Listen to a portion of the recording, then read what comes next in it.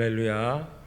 이 시간 하나님께 예배드리기 위해 이 자리에 모인 저희에게 하늘의 신령한 은혜와 복이 차고 넘치기를 소망합니다. 오늘도 말씀이 말씀하시는 바 하나님의 온전하신 뜻을 깨닫고 그 뜻대로 살기를 결단하는 복된 그리스도인 되길 원합니다. 이 믿음과 소망을 품고 함께 말씀 보겠습니다. 이 예레미야서는 2장부터 25장까지 총 12편의 단편 예언집으로 구성되어 있습니다. 이 예언집은 연대순이 아니라 주제별로 나눠져 있으며 각각의 주제들로 선민 이스라엘의 죄악들을 낱낱이 보도할 뿐만 아니라 12번의 반복되는 심판 경고로 하나님의 심판이 반드시 도래할 것을 강조하고 있습니다.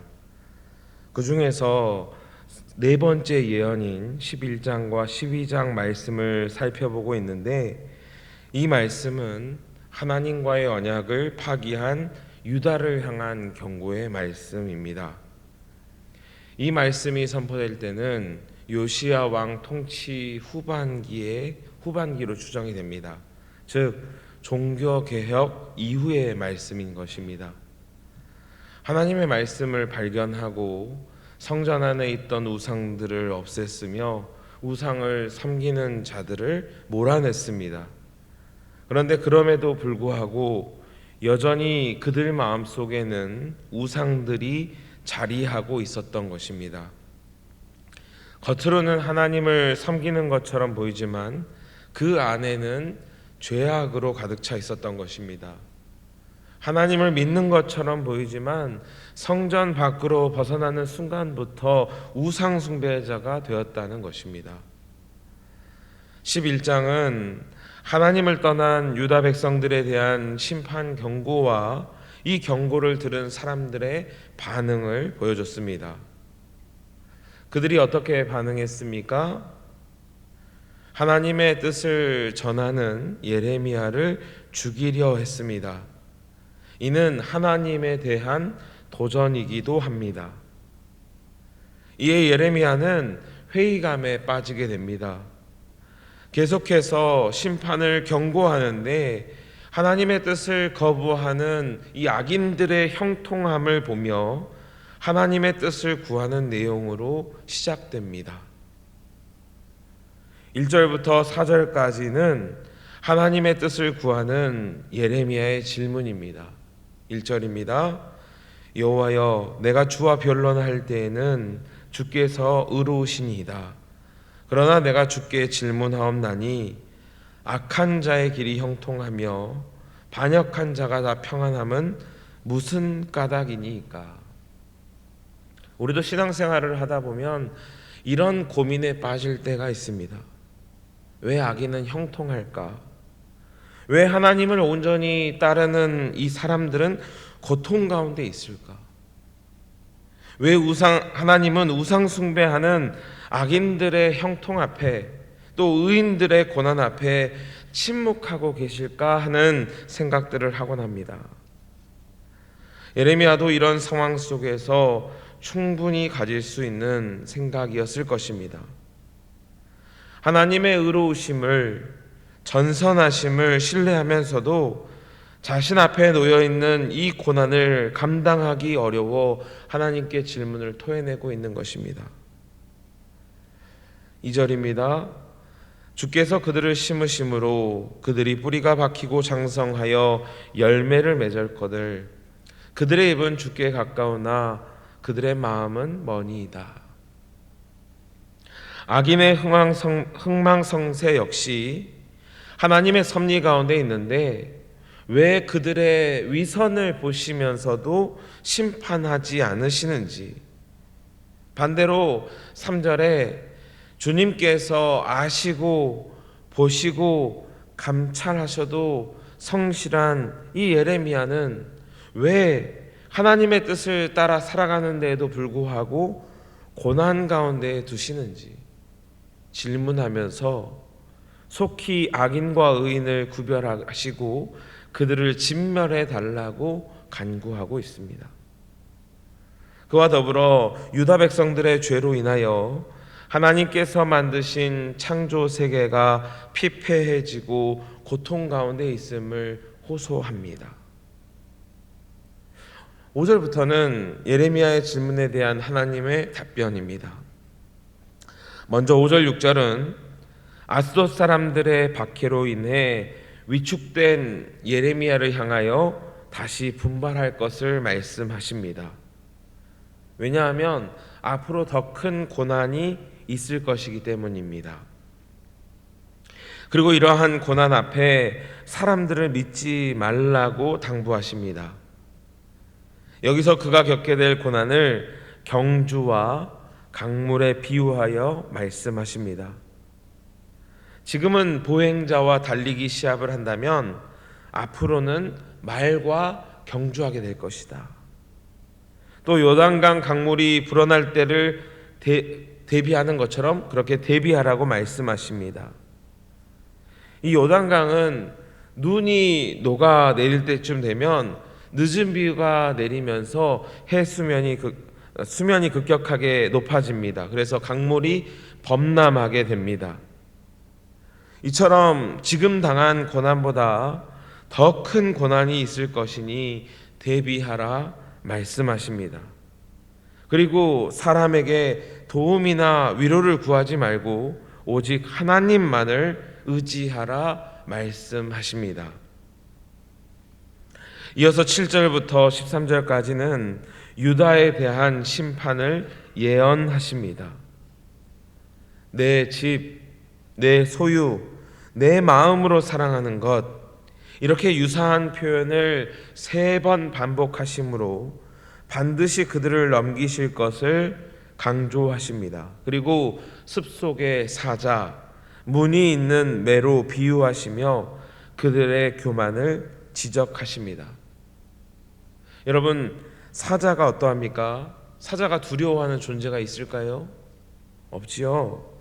이처럼 그 교만과 잔인함으로 주인 되시는 하나님께 소리를 내었다, 대적했다라는 것입니다. 또 매 역시도 죽은 시체를 맴도는 부정적인 새로 여겨졌습니다. 그래서 이 유다가 하나님 앞에 거룩함을 상실하고 이방 민족들과 같이 부정한 데에 신속히 행했다는 것입니다. 그런데 결국 그들과 같아지려 했던 유다가 이제는 매와 같은 이방 민족에게 애워싸이게 될 것이라고, 또 그로 이 땅이 황폐해질 것이라고 선언하십니다.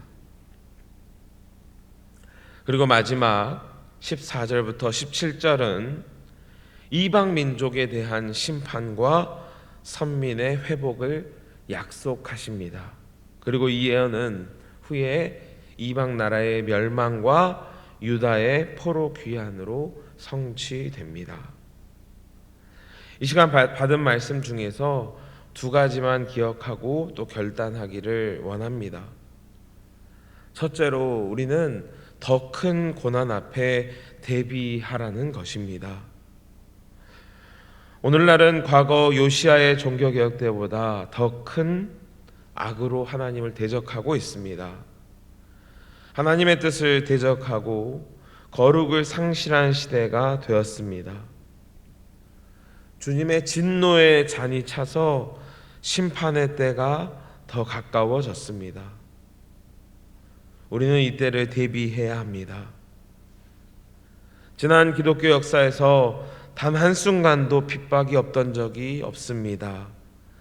이례적으로 한국교회만 지금까지 순탄하게 왔습니다.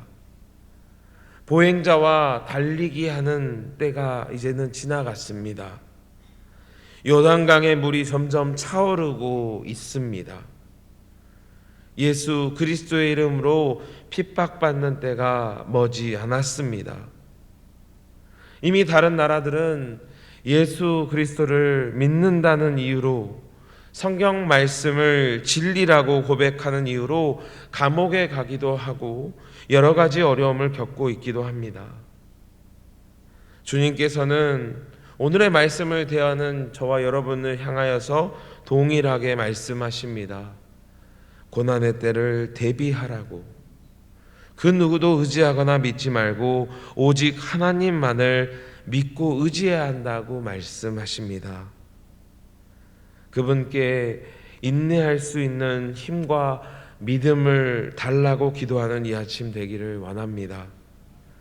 그리고 환난과 핍박 중에서도 믿음을 지켜내시기를 바랍니다. 예레미야를 보십시오. 3절 말씀에 뭐라고 고백합니까? 여호와 하나님, 나를 아시잖아요. 내가 어떻게 살아왔는지 주님 보셨잖아요.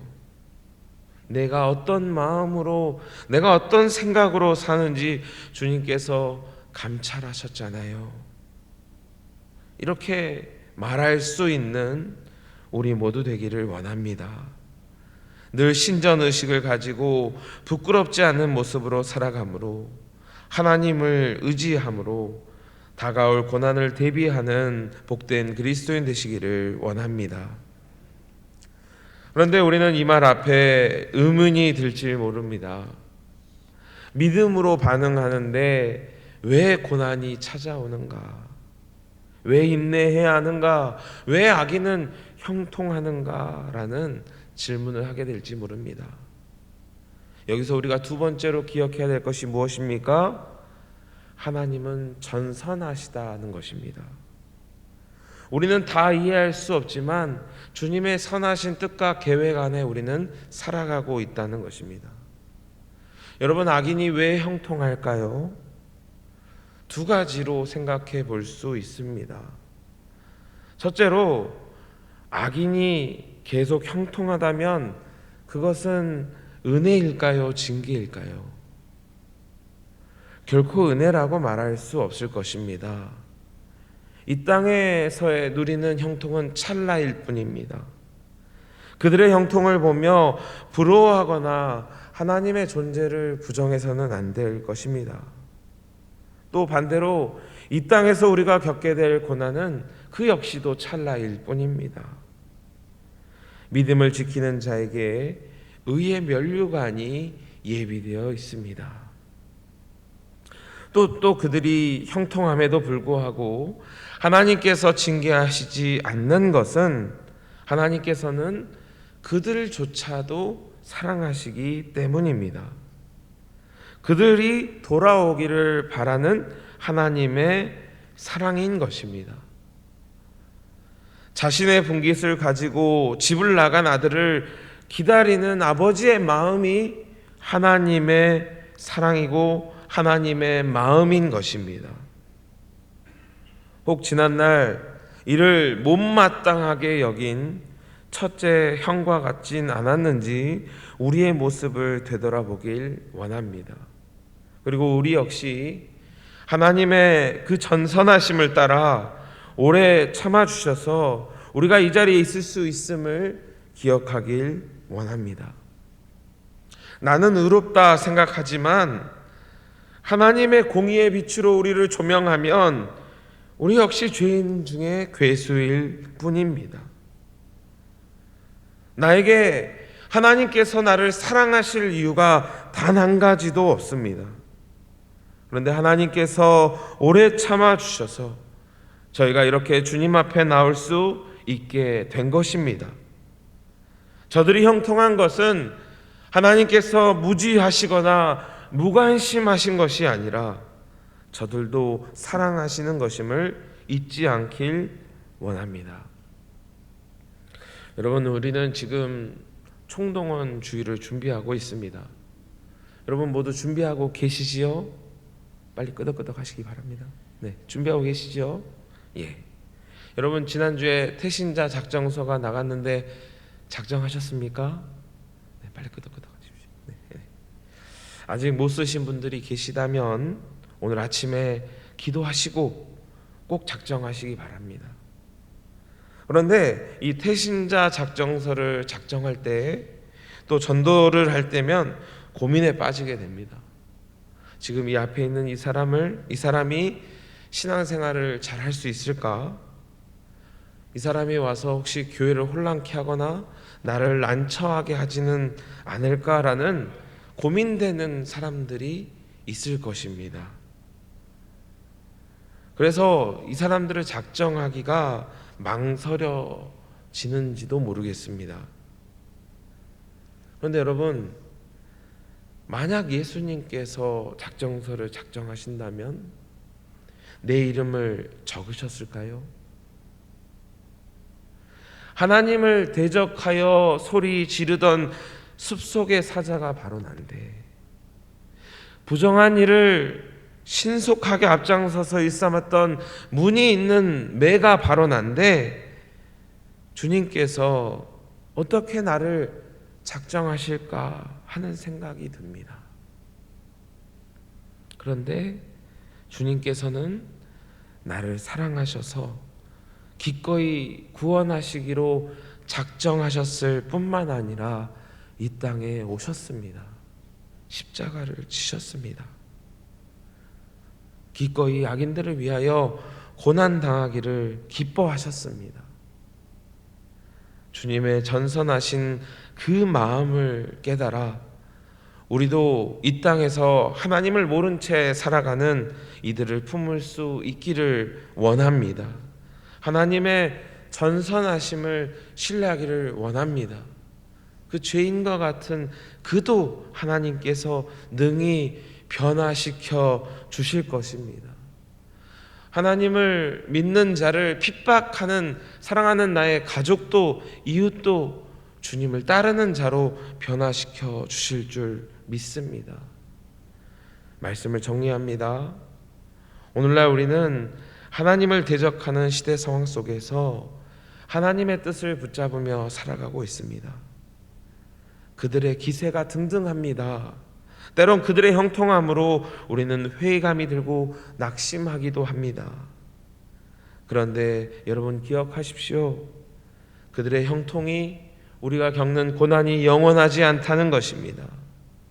또 하나님께서 그들을 기다리고 계시다는 것입니다. 하나님의 전선하심을 따라 오늘날 이 땅을 통치하고 계시다는 것입니다.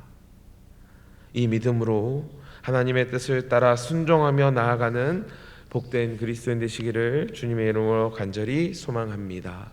기도하겠습니다. 거룩하신 주 여호와 하나님 아버지, 죄인 된 저희를 사랑하시되 끝까지 사랑하여 주셔서 주님 앞에 나올 수 있도록 허락하여 주심에 감사드립니다. 받은 말씀 마음에 깊이 새겨서 전선하신 주님의 마음을 따라 이 땅에 죽어가는 수많은 영혼을 품고 사랑할 수 있도록 인도하여 주옵시며, 그 가운데 찾아오는 환난과 핍박을 넉넉히 이기고 대비할 수 있는 저희 모두 될 수 있도록 인도하여 주옵소서. 이 시간 주님께서 허락하신 귀한 말씀 받아 저희 안에 있는 연약함을 놓고 회개합니다. 또 결단합니다. 하나님, 전심으로 회개하고 결단할 때 믿음 더하여 주시고 오늘 하루도 주님께서 저희와 동행하여 주시옵소서. 하나님, 오늘 이 시간 또한 안락함을 포기하고 기도할 제목이 있어 주님 앞에 나왔습니다. 부르짖는 기도에 외면하지 마옵시고 들어 응답하여 주셔서 하나님의 하나님 되심을, 저희가 하나님의 자녀됨을 깨닫고 고백하고 전할 수 있도록 인도하여 주옵소서. 오늘 한 날도 오직 주님께만 영광 돌리기를 간절히 소망하고 우리를 사랑하시는 우리 구주 예수 그리스도 이름으로 간절히 기도드리옵나이다. 아멘.